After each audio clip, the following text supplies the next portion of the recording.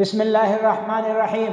قال الله تعالى في محكم تنزيله بعد أعوذ بالله من الشيطان الرجيم: يا أيها الذين آمنوا اتقوا الله وكونوا مع الصادقين. وقال سبحانه: والصادقين والصادقات. وقال تعالى: فلو صدقوا الله لكان خيرا لهم. اللہ تعالیٰ نے فرمایا، اے ایمان والو، اللہ سے ڈرو اور سچوں کے ساتھی بنو، اور فرمایا سچ بولنے والے مرد اور سچ بولنے والی عورتیں، اور تیسری جگہ فرمایا اگر وہ اللہ سے سچ بولتے تو یہ ان کے حق میں بہتر ہوتا۔ عن ابن مسعود رضی اللہ عنہ عن النبی صلی اللہ علیہ وسلم قال: ان الصدق يهدي الى البر وان البر يهدي الى الجنة وان الرجل ليصدق حتى يكتب عند الله صديقا وان الكذب يهدي الى الفجور وان الفجور يهدي الى النار وان الرجل ليكذب حتى يكتب عند الله كذابا۔ متفق علیہ۔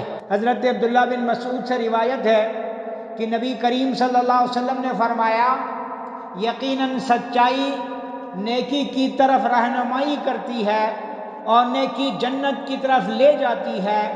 آدمی سچ بولتا رہتا ہے یہاں تک کہ اسے اللہ کے ہاں بہت سچا لکھ دیا جاتا ہے، اور جھوٹ نافرمانی کی طرف رہنمائی کرتا ہے اور نافرمانی جہنم کی طرف لے جاتی ہے، اور آدمی یقیناً جھوٹ بولتا رہتا ہے یہاں تک کہ اللہ کے ہاں اسے بہت جھوٹا لکھ دیا جاتا ہے۔